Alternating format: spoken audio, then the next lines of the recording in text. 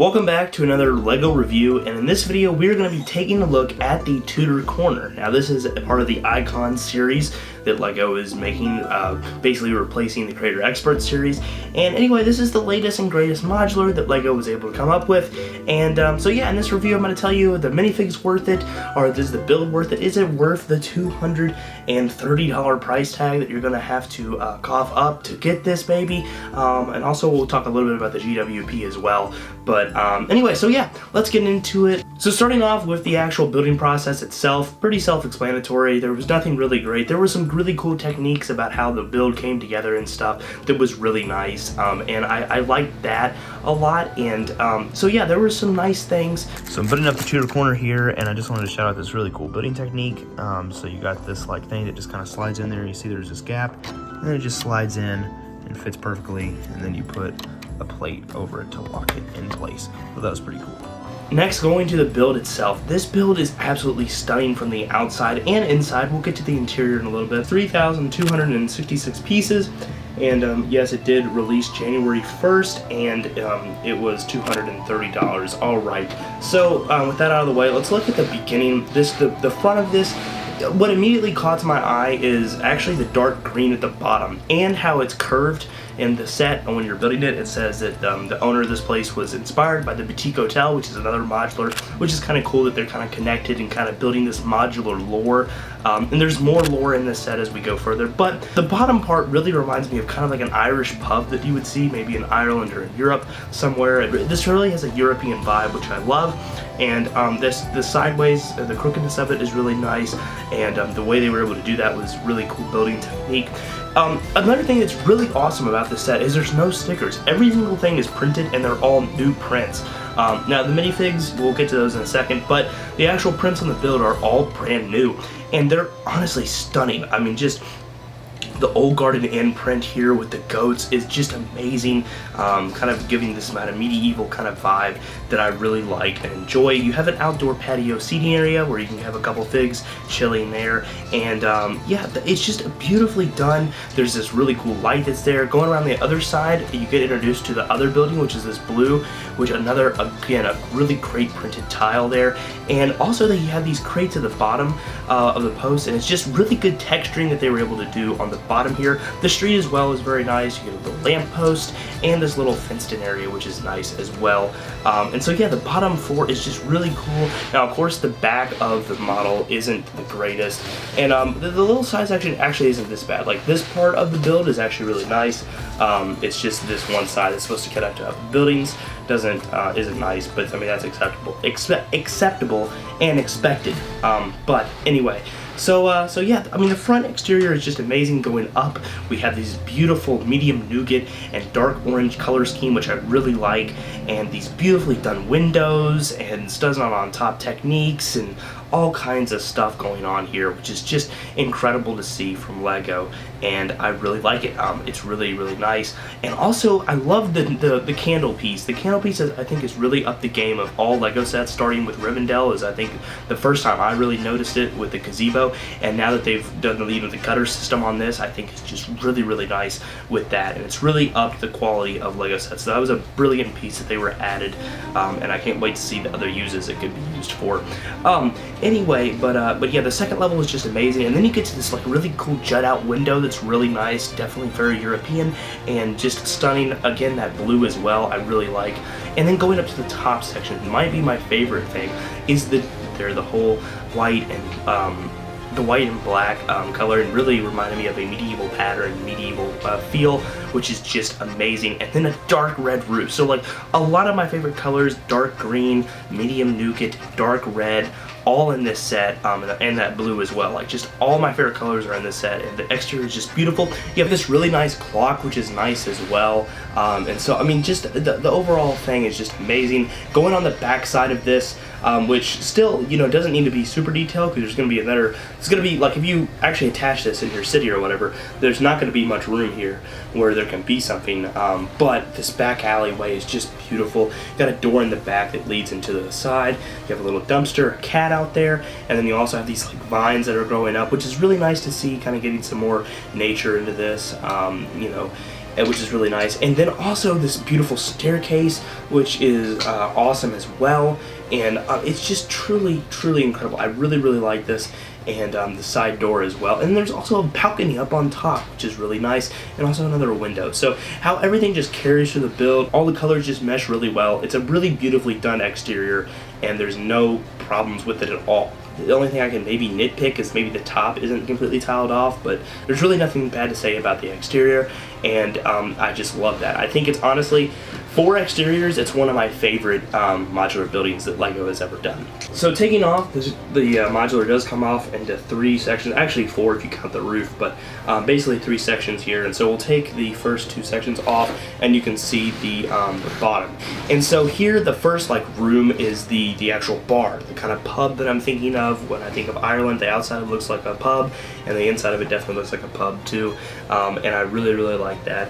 Of course, there's no alcohol. This is, I think, coffee, a coffee bar, but it's still very nice. You got a clock in the corner, which is going to be important later, and then a little 2 seating arrangements over there, and really a lot of seats, but still feeling very spacious on the inside. And then also that medium nougat covering the bottom there, which is really nice. The bar itself is beautifully detailed, and yeah, I love this. The dark green showing through, just really nice colors. I don't like how there's medium nougat and then it turns to gray. That's a little bit of an odd choice in my opinion. I wouldn't have done that, but it still looks really awesome.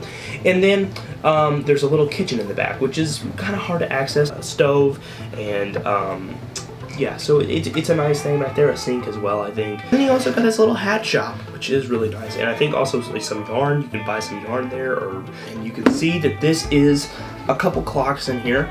There's definitely a couple clocks, and yeah, but a ton of clocks. And so basically the thing with this is, you know, remember the town hall modular? Well, the guy who built the clock there lives here and he builds clocks. He's a clock master, and so it's really cool to kind of see that. And in the book it references how he liked the mayor's speech, and so anyway, it's really cool that they're kind of connecting all the modulars, even from years past, not just some recent ones like the Boutique Hotel, but now we're getting Town Hall, which I especially like the one big grandfather clock that's over there in the corner. And then he has a little desk there where he can be working on some tinier clocks, fireplace with, of course, a clock over the top, a little rug there, and then you also get this little side room, which has a trap door.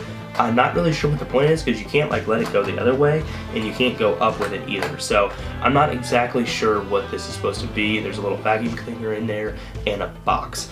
And then there's also another door that leads up to the staircase to the second level there. So yeah, really nice, a ton of clocks. I mean, just all of them are really good. Again, all prints, no stickers, which is really nice. If these were all the stickered elements, oh, that would be a pain, but they're all printed, which is very nice. And so here it is, coming up to the final level, and this is kind of the studio apartment and also cat room.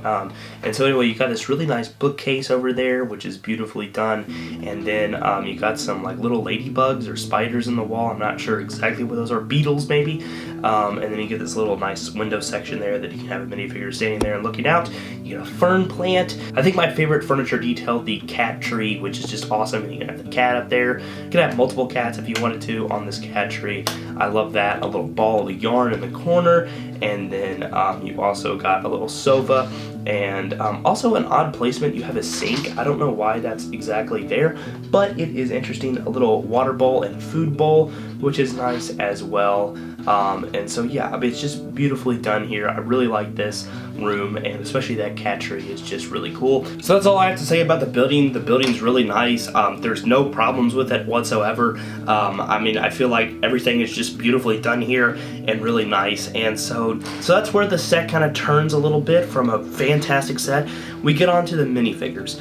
The minifigures, well, we'll start off with the best one, which is the chimney sweeper. This guy is really nice, and I really like this figure, and it's really cool that they have this detail in Lego, and I like that. He's got a really nice blank torso, which I don't really like, but the nice printed legs, which I think are from Star Wars. I'm not exactly sure on that, but he's got a really nice hat that I like, and I could definitely see this guy kind of being a gangster, fitting in my gangster collection that I'm kind of building up, which is a good use to this, and also a hood as well. So I really like this figure, and that's basically where it ends. I wish they would do new prints for modulars. Give us some exclusive minifigures would be really nice with these modulars. Everything's kind of basic, so we'll go through them pretty quickly. We got Cook here, which has dark red pants, a nice little chef outfit. Nothing new, nothing that we haven't seen in Lego before. I wish we would have seen something new, but you know, oh well, that's what you get. It's not a bad figure, but it's just nothing special. You get this lady with a trench coat and a pink umbrella. Nice hat, hair combo, but still, again, nothing unique. Like, could we get some printed legs maybe for this, or some dual molded legs, or something like that would really be cool, but nevertheless, we didn't. But it's not a bad figure. Then you get the Clockmaster, which I like. Not bad at all. It is, again, reusing the blacksmith torso we got in one of the sets a couple, I think, a year or two ago. And so, you know, it's not that special of a figure. And in fact, it looks a little too medieval for a Clockmaster for like this kind of time period, in my opinion, but still not bad. Then you get this kind of teenager that has some headphones, which is nice.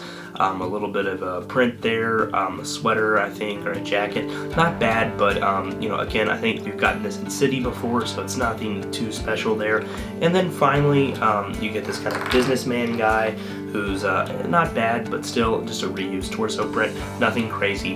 And then also this lady as well with a nice sweater. Not a bad figure, but again, nothing new. No printed legs, no, you know, it just very basic figure here. And so I wish we would get some exclusive minifigures. That's where I kind of think the minifigures aren't great in this set. The build is fantastic, but the minifigs just kind of lack a little bit. Or is it worth $230? I mean, honestly, you're getting a ton of pieces here. You're getting 3,200 pieces, so this well exceeds the price per piece of 10 cents that everybody loves, which again, I don't really agree with that much, but it is like 7 cents a piece. So, I mean, your parts per piece ratio, people, will be really ecstatic. To me, it looks like a $230. I mean, there definitely is a lot of value here. It looks awesome. If you have a lot of the other modulars, there's no reason not to pick this one up. In fact, it's one of the better ones as far as exterior goes. I really like it. And so yeah, I mean, is it worth 230 bucks? I think it is. I think it is. You know, is it a stellar deal or whatever? No, probably not. But you know, it's Lego at the end of the day, and I don't feel like they overcharge for this. I feel like they could even bring this up to like $250, and I still think it might even be worth it at that point. I know people would be outraged by that, but I mean, this doesn't seem, you know, too far out of the realm of question. In the release days of the Tudor Corner, you could actually, for the first couple of days, get a GWP, gift with purchase here, and this is the Corner kiosk, and right now it's selling on Bricklink for about $43, so about 40 bucks just for this little promo set. So I'm actually probably gonna sell this and actually not build it up, because I feel like, you know, the value, it's really nice. It's really nice that they do the GWPs. Please don't get rid of them. I love them, but I think this is definitely more, I'd rather have 40 bucks than this. And so really, if you were to go out and buy this on day one and got the GWP, this was exceptional, because then you could turn around, sell this for 40 bucks, which is selling for about 15 bucks, which is the Lucky Knots here.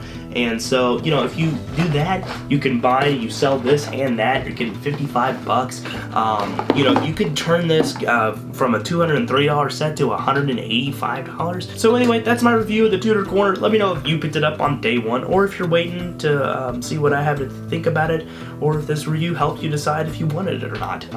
Anyway, we'll see you guys on the next one. Goodbye, and thanks for watching.